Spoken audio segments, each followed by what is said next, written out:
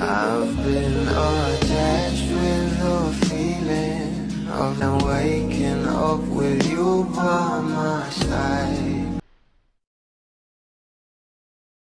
Nag-uusapan na nga ngayon sa social media ang bawat interview ng ating couple, lalong-lalo na nga kay MJ Felipe na talagang napaamin nga itong dalawa.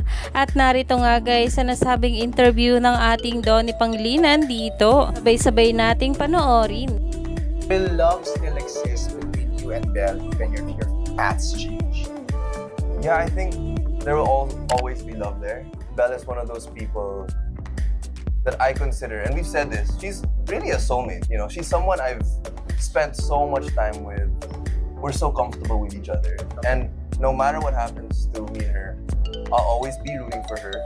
There will always be care and love and respect, because, you know, that's the foundation. Iyan nga guys na kung saan kahit meron nga talaga silang sariling mga projects at endorsement ay talagang nananatili nga at patuloy pa rin nga ang kanilang samahan at dito nga talaga tumatatag ang kanilang relasyon. Kaya naman dahil nga rin dito guys ay umani nga ito ng maraming komento mula sa mga bula at kaya naman pinag-uusapan nga rin ito sa social media.